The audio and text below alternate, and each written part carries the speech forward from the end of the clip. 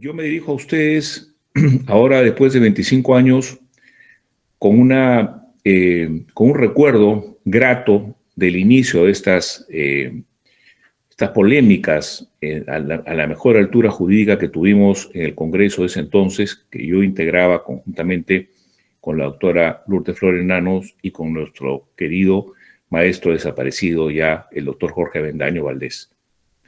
Éramos de distintas tiendas políticas. Sin embargo, nos unía el cariño, el amor por el derecho y decidimos trabajar por el país. Y yo presidía en ese entonces la Comisión de Justicia, estaba integrada por estas distinguidas abogadas y abogados, incluyendo también economistas como la doctora Fernández Vaca, el doctor Jorge del Castillo, en fin, otros importantes juristas.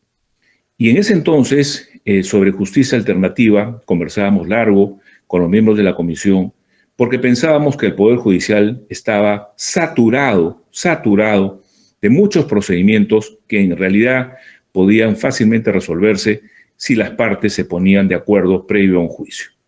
En particular, hoy día tenemos el honor y el gusto de conmemorar estos 25 años de la promulgación de la Ley 26872, la Ley sobre Conciliación Extrajudicial.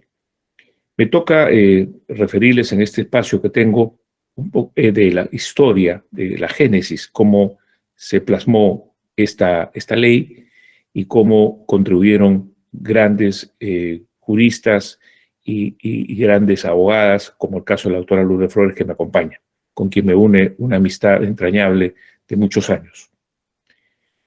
La inspiración para crear esta institución de la conciliación extrajudicial se inició como un análisis de lo que ocurría en el Perú sobre lo que llamamos la judicialización en el país y este proceso que conllevaba una cantidad innumerable de procesos que se habían establecido en distintas sedes judiciales, y conversando con jueces encontrábamos una gran queja de la inundación que tenían semana a semana, día a día, de procesos que quizás a veces no tenían sentido. Con la idea de consolidar un proceso de pacificación judicial que así llamamos, con la participación de dos destacados abogados en ese momento que cumplían la labor de ser mis asesores, la doctora Silvana Migliori y el doctor Fernando Zambrano, nos abocamos a estudiar la legislación comparada para proponer al Congreso una ley sobre conciliación extrajudicial. Estudiamos la legislación comparada y encontramos que la conciliación extrajudicial, como método alternativo para la solución de conflictos, en algunos casos y en algunos países llamada mediación, ya existía, por ejemplo, en los Estados Unidos de Norteamérica, desde hacía varias décadas. Así como también países como Alemania, Francia, España, Argentina, Colombia, entre otros, tienen estas leyes que propician la mediación y la conciliación extrajudicial. En ese momento nos comunicamos con las embajadas de esos países y fue así como logramos establecer contacto con el consultor internacional Robert Fisher, quien es una autoridad en la materia y quien accedió gentilmente a venir al Perú a dar una conferencia magistral en el Congreso de la República sobre el sistema de conciliación o mediación en los Estados Unidos. Particularmente nos interesó la experiencia colombiana, que en la década de los años 80 había incorporado en su legislación métodos alternativos para la solución de conflictos, como el caso de la conciliación. Igualmente, con la colaboración de la Cámara de Comercio de Lima, nos comunicamos con el consultor internacional Rafael Bernal, de Colombia, quien con la autoridad que lo caracteriza en la materia, nos dio luces sobre el modelo colombiano, los errores que tuvieron en un principio y las ventajas que ahora representaba para Colombia, al extremo de haberse constituido en la principal política en materia judicial al cargo del Ministerio de Justicia y Derecho de dicho país. Presentada esta iniciativa legislativa, de mi parte, le sucedieron a esta dos nuevos proyectos de ley, uno presentado por la doctora Lourdes Flores Nano y el otro por el maestro ya desaparecido doctor Jorge Avendaño Valdés. Todas estas iniciativas legislativas tenían el mismo propósito, es decir, dotar al país de un método alternativo de solución de conflictos, pero desde distintas perspectivas. Ante tal situación, decidimos aunar esfuerzos a fin de elaborar un texto sustitutorio que recogiera lo mejor de los tres proyectos. Con la colaboración de especialistas extranjeros como el doctor Rafael Bernal de Colombia, Roque Caivano de Argentina, así como los asesores de la Cámara de Comercio de Lima, nuestros asesores, tanto de la doctora Lourdes Flores, del doctor Avendaño y quien les habla, emprendieron la tarea de redactar un nuevo texto de ley que demandó no poco más de 3 meses en confeccionar un nuevo texto. Concluido el trabajo, se presentó ante el Congreso de la República un nuevo proyecto de ley conteniendo un texto sustitutorio de los 3 proyectos primigenios. En los considerandos de dicho proyecto de ley, debo destacar, se lee textualmente: considerando que los congresistas que suscriben, dando una muestra de los beneficios de la conciliación, han conciliado sus posiciones, llegando a un proyecto sustitutorio. Es decir, nuestros propios proyectos llevaban un ADN ya interno de lo que implica conciliar. Y dábamos una muestra y un ejemplo al Parlamento Nacional de qué significaba ponerse de acuerdo y conciliar. Sin lugar a dudas, era el primer gran paso para lograr la meta trazada. 3 congresistas de bancadas opuestas coincidíamos en un texto sustitutorio con la finalidad común de que el país cuente con la conciliación extrajudicial. Por supuesto, no habían intereses privados, ni intereses particulares, ni signos de figuración. Los 3 colaboramos al país con un solo texto sustitutorio, sin importar quién era el que había podido plantear esto de una manera u de otra. Poco tiempo después, el proyecto se hizo realidad a través de su aprobación unánime en el Pleno del Congreso y promulgándose por parte del Ejecutivo la Ley 26872. La conciliación es, en definitiva, un procedimiento por el cual, como ustedes saben, mejor que nadie, 2 o más personas en conflicto acuden a un tercero, llamado conciliador, a fin de que éste les ayude a aclarar sus posiciones, definir sus intereses y en función de ello buscar un acuerdo negociado, el mismo que con las formalidades que establece la ley de conciliación tiene mérito ejecutivo. Este método alternativo de solución de conflictos no constituye función jurisdiccional, toda vez que el conciliador no resuelve el conflicto, no impone fórmulas, no dicta derecho. Tan solo se limita a acercar a las partes y ayudarlas a identificar sus intereses y coadyuvar a la solución del problema. Eventualmente, propone fórmulas conciliatorias, sin embargo, estas no obligan a las partes. Se trata, pues, como lo señala la ley, de una institución estrictamente consensual.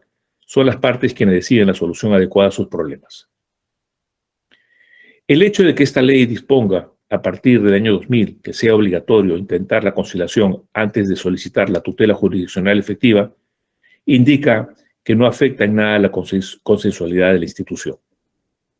Si la persona no desea conciliar, puede indicarlo expresamente en la audiencia de conciliación o tácitamente con el solo hecho de no asistir a la audiencia por 2 veces consecutivas, sin hacerse merecedora sanción alguna.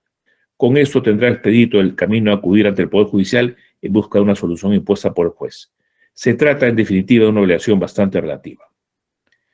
Cuando se propuso la ley de conciliación, se planteó también la incorporación en nuestra legislación de un método adicional a la conciliación, la llamada la evaluación neutral. Sin embargo, considerando que debíamos dirigir todo nuestro esfuerzo inicial a la conciliación, decidimos desdoblar el proyecto en 2. Un proyecto de ley sobre conciliación extrajudicial y otro proyecto de ley sobre evaluación neutral. El proyecto de evaluación neutral, que quedó estancado en la comisión que tuve el honor de dirigir, la Comisión de Reforma de Códigos, hoy desaparecida lamentablemente en el Congreso, institución que considero era vital porque era una comisión encargada de revisar las leyes, adecuarlas a la situación actual, mantenerlas en una situación de realidad. Esa comisión la desaparecieron y hoy en día, lamentablemente, no existe ningún cuerpo técnico legislativo que analice nuestra legislación interna. Y así es como esta ley de evaluación electoral quedó, archivada, y solamente nos quedamos con la ley de arbitraje y conciliación para tener estos métodos alternativos para la solución de conflictos. Esta, pues, en breve, es una reseña histórica de la labor legislativa que cumplimos, tanto la doctora Lourdes Flores, el doctor Avendaño y quien les habla, con un grupo de asesores comprometidos por la institución de la conciliación extrajudicial. Asumimos el compromiso de trabajar por el desarrollo de la conciliación y en esa línea hubieron coordinaciones muy importantes inicialmente en los años 2000 y en adelante con el Ministerio de Justicia a fin de capacitar a asesores que pudieran tener las técnicas de negociación y así poder dar paso a esta ley tan importante que hoy día es un pilar para la solución de conflictos y evitar el congestionamiento en el Poder Judicial. Aspiro que quienes me escuchan y son conciliadores se comprometan a propiciar la utilización de estos sistemas alternativos de solución de conflictos. De esta manera, habremos logrado en nuestro querido país una sociedad de cultura de paz, de principio de la conciliación y sobre todo de unión, que es lo que más nos falta hoy en día, unión. Porque el Perú es un país grande, un país con grandes oportunidades. Lo que nos lleva al fracaso es la desunión.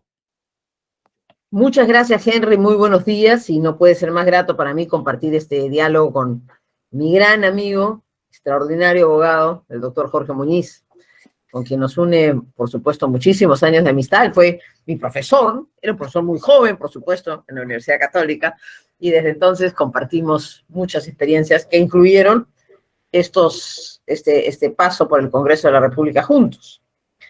Y me alegra mucho que Jorge esté presente, porque quiero decir con toda justicia que si bien hubo varias iniciativas, como pasa siempre en todo proyecto de ley que se concreta, en toda obra legislativa que se concreta, hace falta el líder que las impulse. Y Jorge era presidente nada menos que de la Comisión de Justicia en ese momento, de la Comisión de Reforma de Códigos, así le llamábamos, y fue sin duda un artífice fundamental para lograr conciliar criterios y sacar una ley de conciliación extrajudicial. Comenzaré por mi balance del tema. No estoy después, ya como abogada en ejercicio, no estoy del todo satisfecha con lo que la conciliación ha logrado en el Perú. Voy a contar un poco el origen, qué quisimos hacer, qué puntos de conciliación hubo, y voy por la conclusión, porque seguramente en este auditorio, aunque veo que hay algunas decenas de personas, y les agradezco tanto dedicar el día domingo a este diálogo, esta ley tenía un propósito de estimular una especie de cultura nueva, ¿no? Que bajara un poco la litigiosidad y que descubriéramos todos los operadores políticos, y particularmente nosotros los abogados, que procurar darnos un espacio previo antes de litigar era una forma interesante de resolver los conflictos. Finalmente los abogados no estamos, queridos colegas, para litigar. No se trata de llevar adelante un proceso y decir, bueno, cobro un honorario, ¿no es cierto?, por litigar. Creo que la verdadera razón, incluso de quienes somos litigantes, es que ante una determinada controversia consideramos que el litigio es la vía para que un tercero dirima la situación, porque no ha sido posible. Pero si antes de llegar a ese punto hacemos un último esfuerzo, ordenado, guiado profesionalmente, voy a volver también a eso, en unas instituciones, los centros de conciliación, para que antes de ir al Poder Judicial, ¿qué significa tiempo, gasto? Bueno, el albur que un tercero sea finalmente quien dirima. Las partes en un mecanismo de autocomposición pueden resolver el problema, tanto mejor. De modo que La ley de conciliación como meta final, como gran objetivo legislativo, y por eso creo que era una ley trascendente, es una ley trascendente, buscaba cambiar una cultura de litigio, una cultura de acercamiento y de paz. 25 años después, qué bueno que se recuerde y que de forma fue hoy, que se promulgó, creo que no hemos logrado eso. Y no lo hemos logrado, voy a volver a todos los temas del debate, pero no lo hemos logrado, primero porque fue muy grande el número de causas en que las partes no concurrían, a veces ni el invitante, ¿no? Se invitaba a conciliar, no concurría la parte emplazada, le parecía que era un trámite. Entonces, claro, no había nunca la oportunidad de sentarse frente a frente y de poder ver si las posiciones que aparecían discrepantes, irresolubles, no podían tener un punto medio de entendimiento y que cediendo ambas partes se llegara a una solución, con la enorme ventaja que el acta que se firmara era la sentencia de la Corte Suprema, era la decisión que luego sería ejecutada por incumplir, si se producía un incumplimiento respecto a lo pactado. Y en segundo lugar, me imagino que hoy nos acompañan varios también representantes de centros de conciliación, de mi experiencia de todos estos años en materia de conciliación, y porque tampoco, a pesar que ha habido gente muy formada, y que me consta que el Ministerio de Justicia y otras instituciones han hecho esfuerzo por conciliar, tampoco hemos desarrollado suficientemente, y este creo que es un desafío para los próximos, no 25 años, pero los próximos años de la vigencia de la ley, para que los conciliadores puedan desarrollar genuinas técnicas de conciliación, busquen entonces con su conocimiento ver, agotar, con inteligencia, con capacidad persuasiva, con técnicas adecuadas, si es posible llegar a un acuerdo. Pero si básicamente, como me ha pasado en la gran mayoría de casos en que uno por mandato judicial tiene que ir a una conciliación, este se convierte en un mero trámite, en el que prácticamente el acta ya está lista, ¿no? O por inasistencia de las partes, o porque no hubo acuerdo, no hemos dado a esta etapa de la conciliación el esfuerzo y el peso necesario para que esto funcione. En la parte final de este comentario referiré un par de experiencias que a mí me parece que son en América Latina y en los Estados Unidos exitosas en esa materia. Pero, entonces, primer tema, ¿qué quisimos hace 25 años liderados por el doctor Muñiz, Jorge Avendaño, que propuso una ley, yo mismo que propuse otra iniciativa, y me parece que alguna más, que terminaron conciliadas en este texto que la comisión que Jorge presidía convirtió en ley? Queríamos introducir en nuestro país una cultura hacia el entendimiento, hacia la autocomposición, hacia la paz, bajar la litigiosidad. Me temo que en eso no hemos tenido 25 años después el éxito adecuado. No obstante, la doctora Fernández, cuando fue ministra de Justicia, introdujo una última modificación en cuya virtud el juez, al momento de calificar la demanda, evaluaba la conducta de las partes. Obviamente, cada uno es libre de ir, no ir, de conciliar, no conciliar. El acta refleja, como todos sabemos, muy poco. Es un simple resumen que hubo una concurrencia y que se resolvió. Pero Charro hizo bien en decir, en una norma que se aprobó, que el juez evaluaba sobre todo al que no va. Porque claro, ya que es un trámite legal, hay que concurrir. Porque también me parece, las estadísticas lo demostrarían, no las tengo, pero alguna vez he participado en eventos en que así se ha dicho, que cuando las partes concurren y hay un conciliador un poquito más activo, se logra avanzar, si no total, parcialmente acuerdos, y eso ya es positivo. Ese fue el marco y el concepto. Bien. ¿Qué cosas fueron algunos temas candentes o materia de definición, como pasa en todo proceso legislativo? Uno de ellos fue, nunca estuvo en duda que la conciliación debía ser prejudicial, previa a un proceso.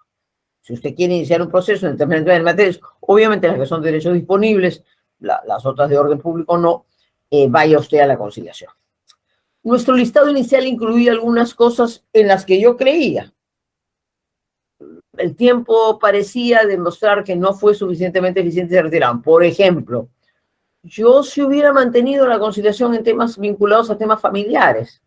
Después se dijo, no, porque ahí estamos en un límite, se puede estar vulnerando normas de orden público, el tema de la tenencia, los menores, el régimen de visitas, algo que tienen que tiene un juez que resolver, peor aún el tema de la violencia, donde yo también era partidaria, no que se concilie, si usted se compromete a nunca más pegar, sino a ver si no podía surgir de ahí otras fórmulas inteligentes, no necesariamente jurídicas, de tratamiento, etcétera, conciliadas entre las partes. También se eliminó en aras a la defensa del derecho de la víctima de violencia, que no podía pues transigir su situación. Obviamente nunca se pensó que iba a transigir, pégame 3 veces en lugar de 4, ¿no? Nunca estuvo eso en mente, pero sí, busquemos una fórmula de común acuerdo para tratar de encontrar una solución. Yo sí sigo creyendo que en materia de familia, y me referí a eso al final, por ejemplo, la mediación argentina es muy eficiente. O sea, hay países en que hay una mediación que es eficiente. Volvemos a eso al final. Entonces, hubo una lista inicial, la lista se ha ido recortando y quedó esta, que llamaríamos en términos generales, son conciliables en materias disponibles a través de la solicitud que formulan una o ambas partes, que se tramitan ante personas especializadas, los conciliadores, que pueden trabajar libremente o que pueden ser parte de un centro, y que concluyen luego del proceso de diálogo, de debate, intercambio de ideas, en la existencia de un acuerdo parcial o total, en la ausencia de conciliación definitiva total, o en la no concurrencia. No me atrevo a dar números y creo que harían bien ustedes en indagar, no lo sé, cuál es el número real, particularmente después que se ha dicho esto, que el juez va a evaluar la conducta. Pienso que ha aumentado las conciliaciones, la presencia en conciliaciones y ojalá el número de situaciones conciliadas. No manejo números, de modo que no me atrevo a ir a la estadística. El segundo tema debatido, quizás el más interesante, fue si la conciliación debía ser obligatoria o voluntaria. Es decir, si creado el marco legal para un acto previo de conciliación, este tenía que ser compulsivo, todo el mundo tenía que pasar por una conciliación, o si, como mi propuesto original planteaba, era voluntaria. Nuestro gran amigo, maestro, colega, en fin, tan recordado, Jorge Avendaño, con su experiencia, dijo algo que hizo eco en todos nosotros y que yo particularmente, que había propuesto que fuera voluntaria, acepté. Dijo Jorge, si en el Perú hacemos la conciliación voluntaria, nadie va a ir. No hay el abogado va a pensar que es un trámite, nadie va a ir. Hay que hacerla obligatoria y probemos, y así se planteó. ¿Fue una buena decisión? Probablemente Jorge, con su conocimiento y experiencia, tenía razón, que si la dejábamos a libre albedrío, menos gente iría. No sé si estadísticamente yendo menos habrían más conciliaciones, pero probablemente no hubiera sido un tema tan masivo. El punto está, y esa es la experiencia que yo creo que vemos y sobre la que hay que reflexionar, a ver qué más podemos hacer, porque creo que la figura es importante, que puesto como un trámite obligatorio, como un paso obligatorio prejudicial, se convirtió, queridos amigos, en un trámite. Los abogados que tenemos que demandar decimos, pucha, hay que pasar por la conciliación, hay que citar, señor cliente, fíjese usted, desgraciadamente, la ley peruana exige. Ahora, si nos liga y podemos arreglar, maravilloso, hemos ganado un montón de tiempo.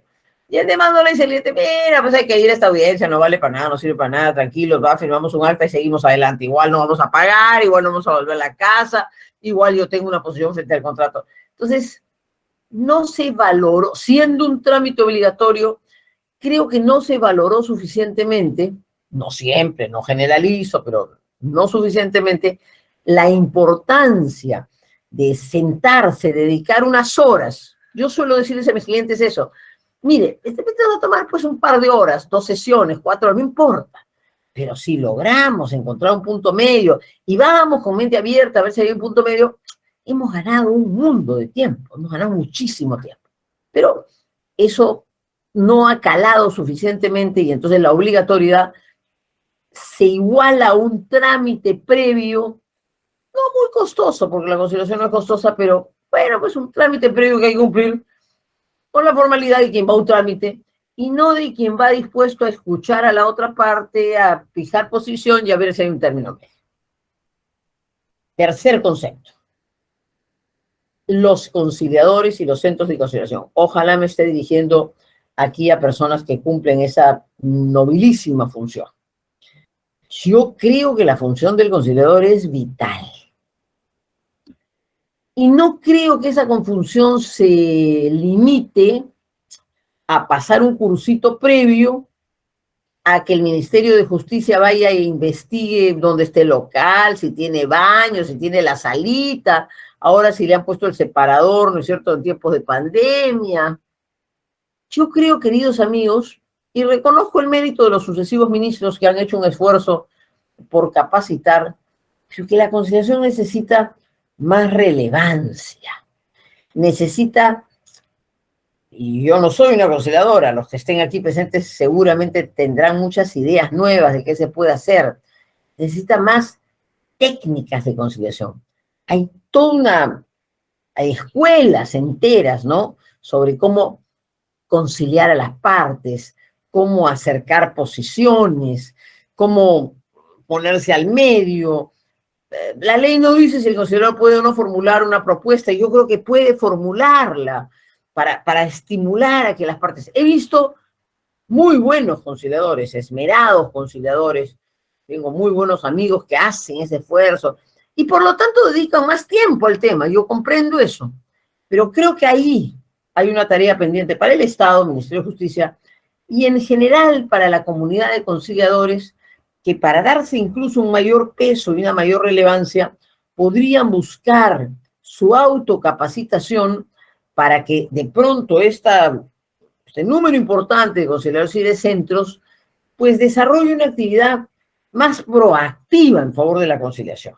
A mí me gusta el conciliador, que obviamente no impone a nadie, pero que me explica primero las partes de qué se trata, luego nos calla un poquito a los abogados, trata que las partes se encuentren un punto medio, a veces con inteligencia pide un cuarto intermedio, dialoga con uno, dialoga con otro, y desarrolla entonces algunas técnicas, algunas tácticas, algunas líneas de destreza para lograr la conciliación.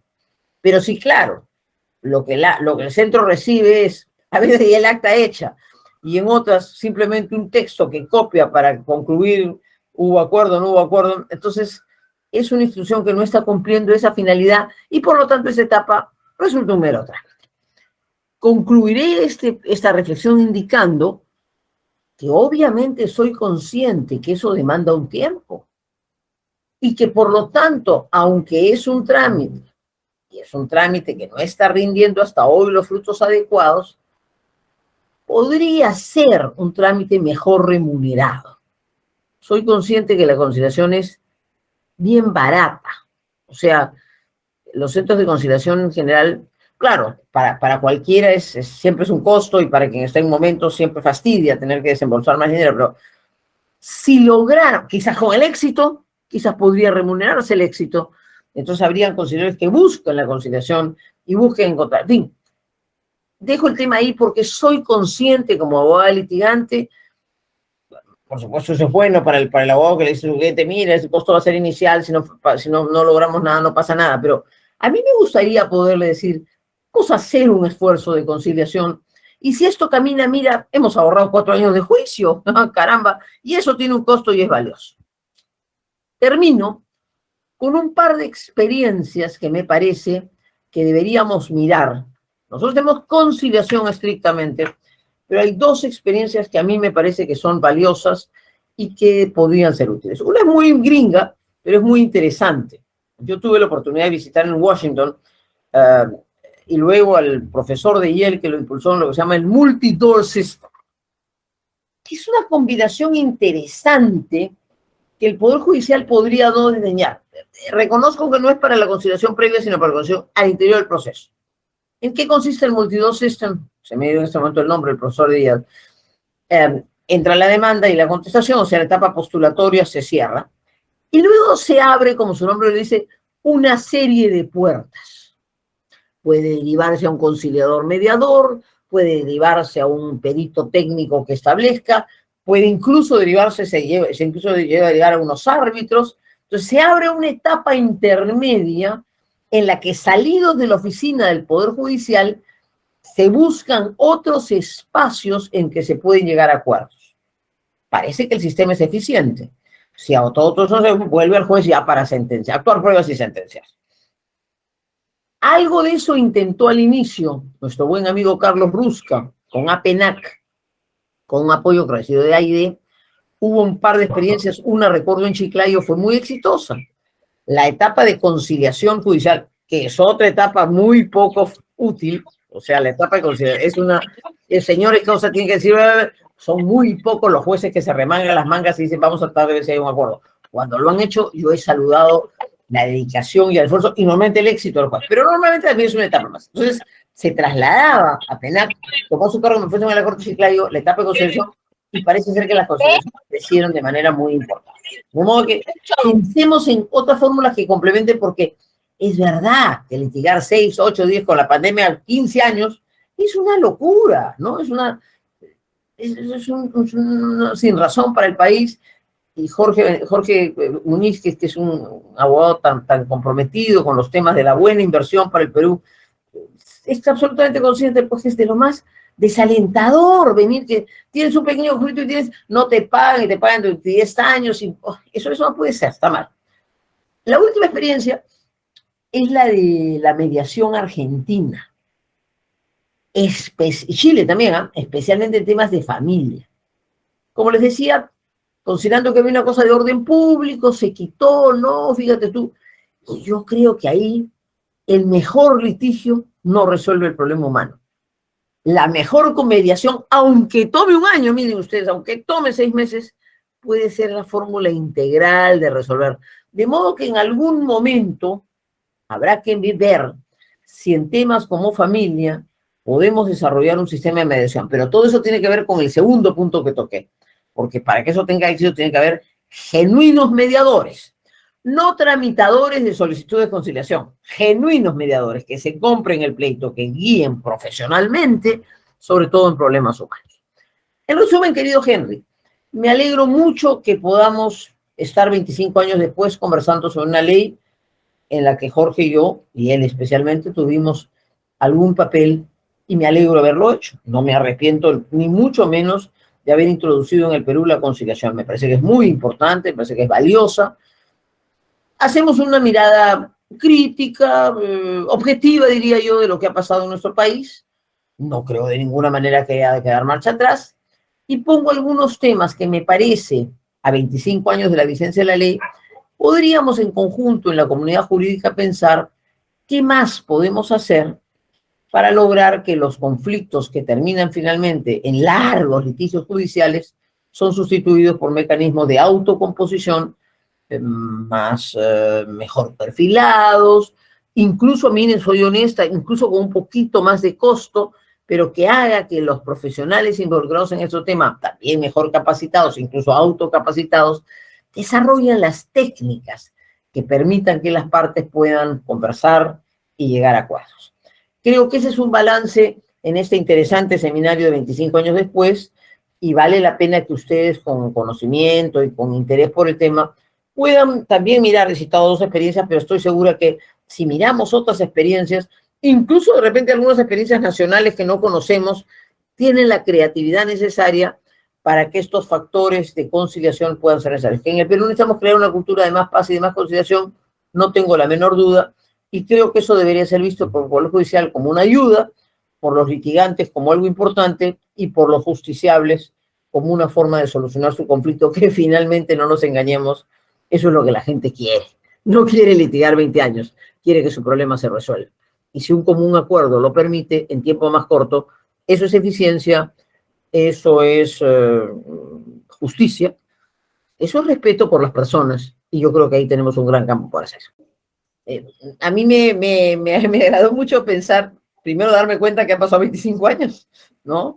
Y no está mal en un país tan voluble y variable como el nuestro, que 25 años después, mal que bien la institución haya tenido una vigencia. Me parece muy bien hacer un alto en el camino para ver en qué puede mejorar. Mis palabras finales sería estimular a todos los que veo por los logos, que hay gente que está vinculada a la conciliación, que juntos sigamos impulsando, que también desde la comunidad de centros de conciliación y de conciliadores puedan pensarse en alternativas mejores, para los efectos que tanto el Parlamento como el Poder Ejecutivo puedan recoger esas iniciativas. Yo creo que la conciliación es algo muy positivo, creo que bajar la litigiosidad siempre es bueno, creo que hace más eficiente la solución de los conflictos, pero me parece que 25 años después hay una serie de vacíos que hemos constatado en la práctica y que no hacen que lo hecho estuvo mal, sino que podemos hacerlo mejor.